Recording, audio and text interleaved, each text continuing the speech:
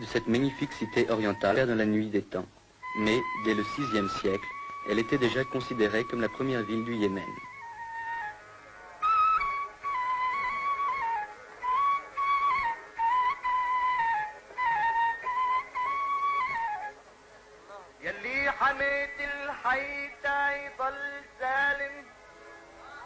Proclamée le 26 septembre 1962, la République, dont on voit ici le palais présidentiel, la confirme dans son rôle de capitale de l'Arabie heureuse. À l'occasion de la fête de la rupture du jeûne, une réception est organisée au palais du gouvernement. Son Excellence Al-Eriani se prête aimablement aux servitudes de la célébrité. Les notables viennent lui présenter leurs hommages, ainsi que le président de la Chambre.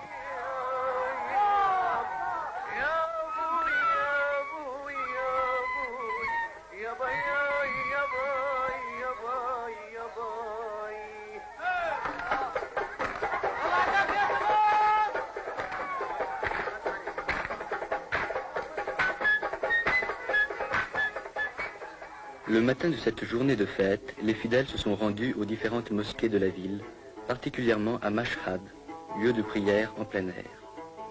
Par groupe plus ou moins important, ils effectuent la prière publique sous la direction d'un imam.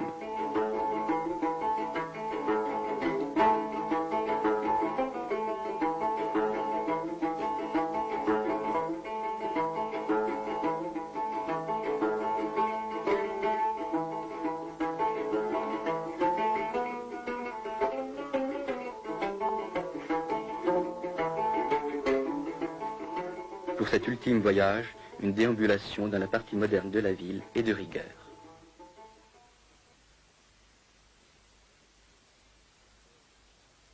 La magnifique porte du Yémen, orgueil de Sanaa, permet d'accéder directement au marché où sont vendus les différents produits d'un pays essentiellement agricole.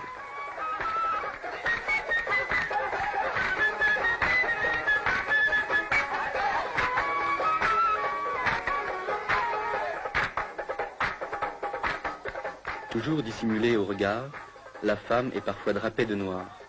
Mais le voile traditionnel aux couleurs vives satisfait davantage la coquetterie féminine.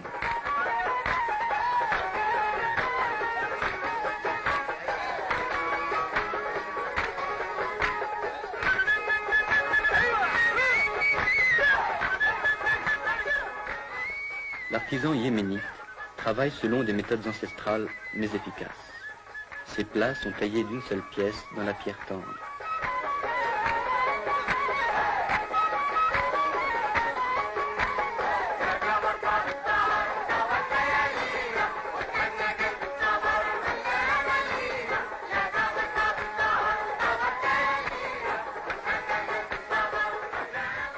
Jadis, les peaux yéménites étaient célèbres dans tout l'Orient. Trempée dans différentes cuves, la peau est lavée, nettoyée, tannée et lustrée. Ces différentes opérations sont effectuées en plein air, tant l'odeur qui se dégage des bains est suffocante.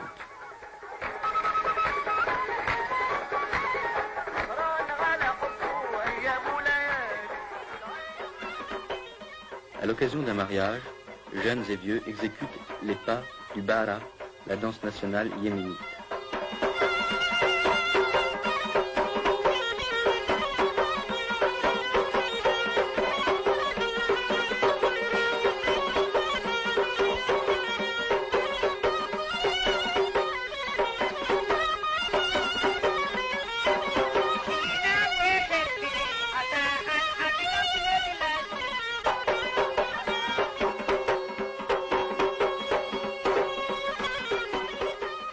Étrange alliance de l'art et du sacré. Les danseurs exécutent leurs pas à l'ombre du tombeau d'un ingénieur chinois décédé au service du Yémen.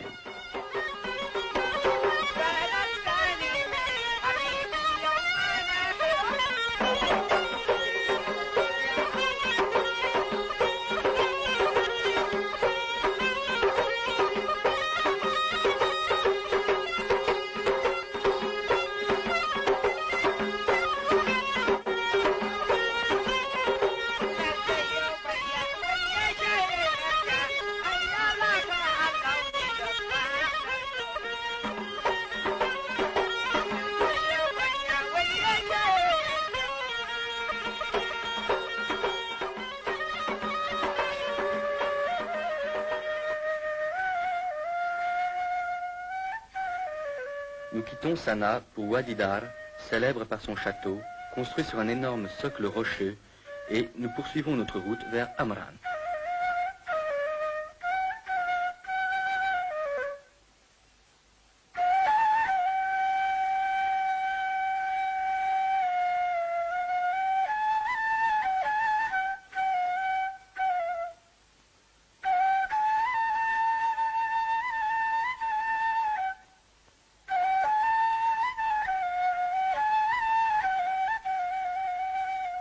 Amran, gros bourg fortifié, garde encore ses anciens remparts en terre séchée.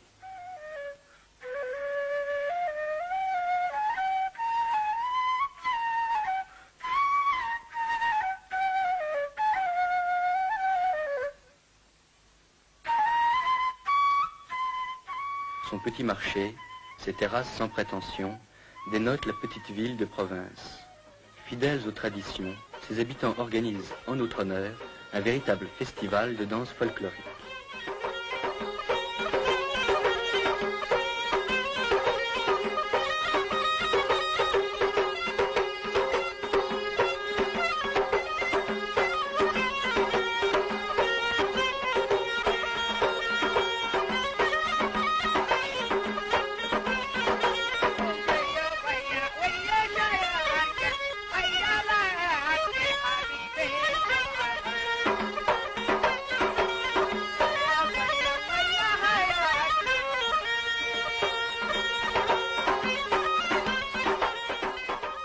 Les danseurs brandissent leur redoutable yambia, enroulent une serviette autour du bras gauche en guise de bouclier et exécutent un pas guerrier.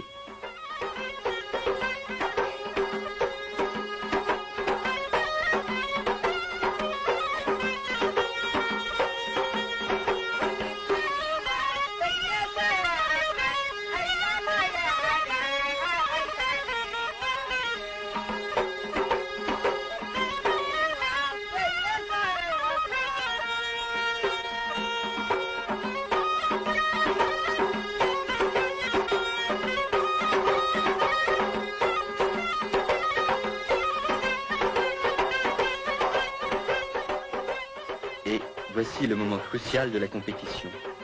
Il oppose les deux meilleurs danseurs du village.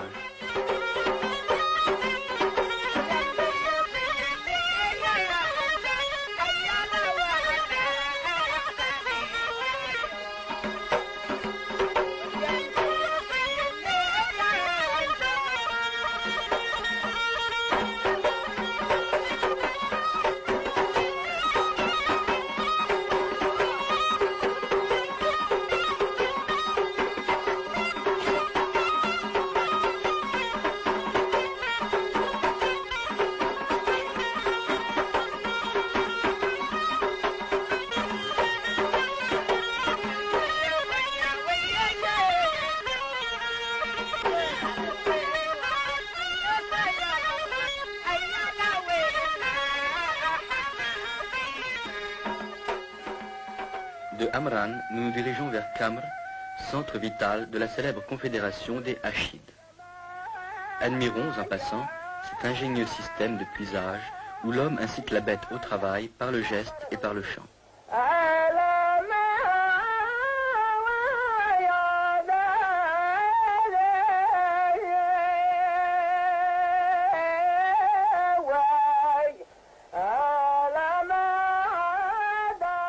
Non loin de la ville, dans une ferme isolée, vivent les tisserands. Ils appartiennent en effet à la catégorie humble de la population. Le tissage est une activité essentiellement masculine. C'est l'homme qui file et fabrique ces magnifiques tapis.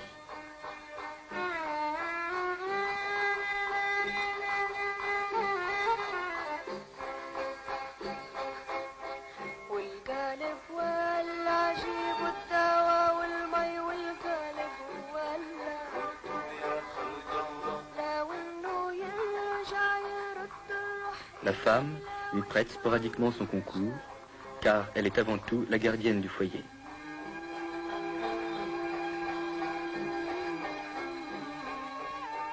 La petite ville de Kamr jouit encore de l'antique droit d'asile. Son marché hebdomadaire, durant lequel on observe une sorte de trêve sacrée, est le plus important de la région du Nord. Les villageois y viennent de loin pour y vendre les produits de leur ferme. Sa population, de 2000 âmes environ, comprend surtout des cultivateurs et des artisans, entre lesquels le mariage est exclu. Les bouchers, comme les barbiers et les musiciens, appartiennent à la même catégorie sociale que les tisserands.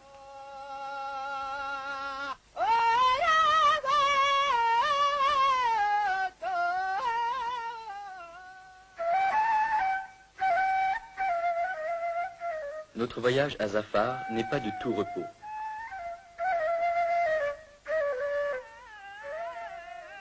Malheureusement, de l'ancienne capitale des Iméarites, dont les splendeurs furent souvent décrites par les chroniqueurs, il ne reste qu'un monticule rocailleux.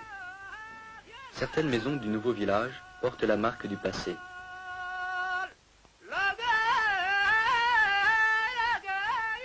Ces citernes, vieilles de 2000 ans, sont toujours en service.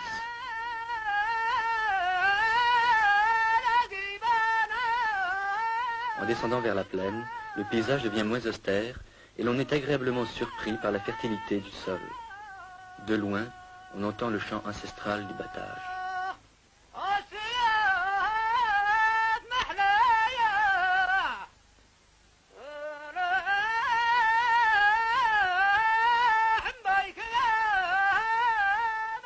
Dans cette société paysanne, la femme travaille autant que l'homme, sinon plus que lui. Gardienne du foyer et fermière accomplie, elle aide son mari dans les travaux des champs, s'occupe des animaux domestiques et assure les besoins en eau de la maison. Nous dirigeons nos pas vers Haz, où, comme de coutume, nous sommes accueillis par la musique.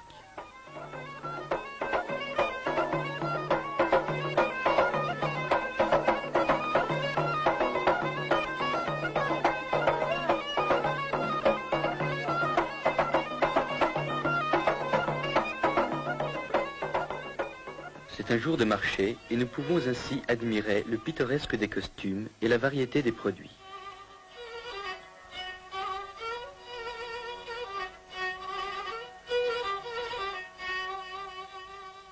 Chaque marché a son daoshan, serviteur du clan et crieur public, appartenant à la catégorie sociale la plus humble de la population.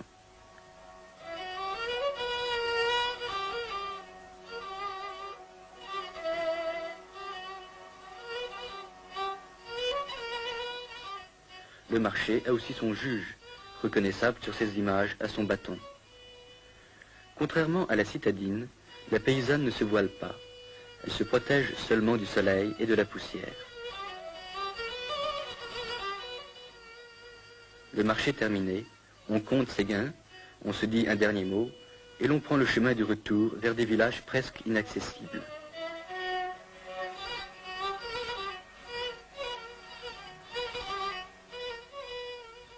Instinct de défense, car c'est de la plaine qu'on tire ses moyens de subsistance. À la fin de notre visite, nous assistons à un grandiose spectacle de danse.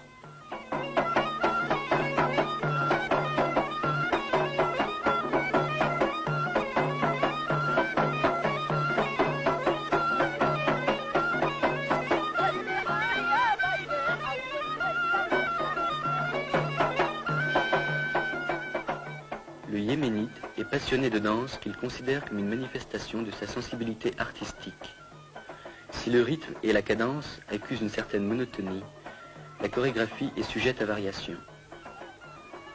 Les exécutants miment un pas guerrier, alors que l'assistance, comme les combattants du tournoi, s'apprête à entrer en lice. Les danseurs imitent tous les gestes de l'attaque et de la défense. Avancent, reculent, frappent et sautent. Ils miment aussi l'attitude du vaincu qui marche presque sur les genoux pour implorer sa grâce au vainqueur.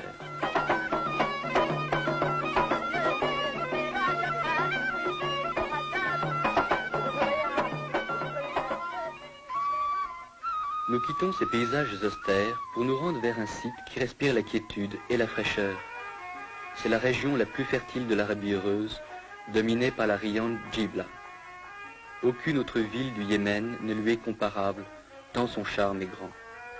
Notre courte visite ne nous permet pas d'admirer toutes les beautés de cette cité qui fut jadis la capitale de la reine Arwa.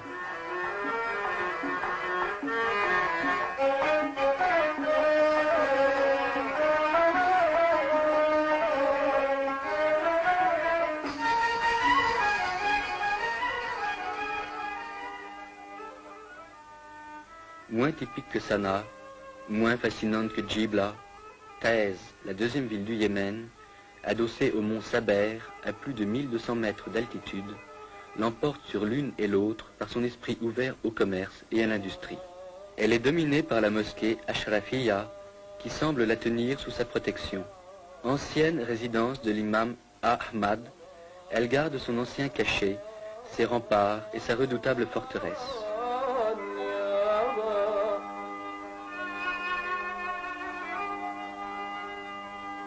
Le palais de Salah vibre encore au souvenir de l'ancien souverain. Il en porte aussi la marque. À l'intérieur de ses murs sont gardés les lions du roi, descendants du couple offert jadis par le Négus.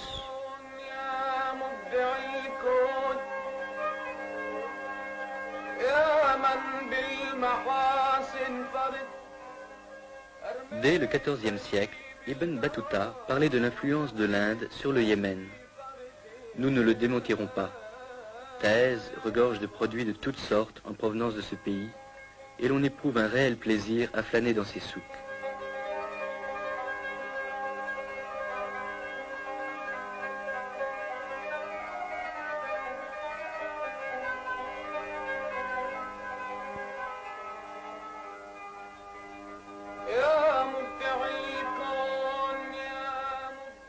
Un dernier coup d'œil et un regard nostalgique vers ces horizons lointains du pays de la reine de Saba.